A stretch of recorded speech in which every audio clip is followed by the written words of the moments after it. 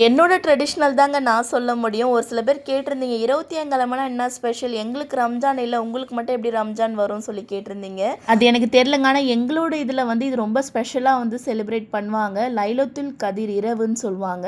நம்மக்கிட்ட புது துணி ஏதாச்சும் ஒண்ணு இருந்துச்சுன்னா, அத போட்டுட்டு நைட்டு ஃபுல்லா வந்து தொழுவணும். அதுதான் வந்து ரொம்பவே வந்து முக்கியம். அதேமாரி சாப்பாடு வந்து செய்வாங்க. சொந்தத்துக்குள்ள வந்து குடுப்பாங்க. பலவடன்னு சொல்லிட்டு ஒரு ஸ்வீட் வந்து செய்வாங்க. எங்க பாட்டிலாம் அது செய்வாங்க.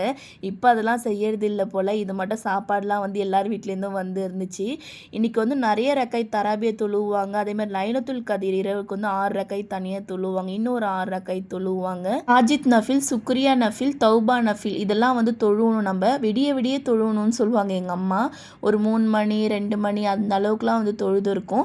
ஒரு சில இடத்துல சீக்கிரமா வந்து தொழுவ ஆரம்பிச்சுருவாங்க. எனக்கு தெரிஞ்ச வரைக்கும் நான் சொல்றேன். ஏதாச்சும் தப்பா இருந்துச்சுன்னா நீங்க கமெண்ட்ல வந்து சொல்லுங்க. அதனால எங்களுக்கு இந்த டே வந்து ரொம்பவே ஸ்பெஷலான டே.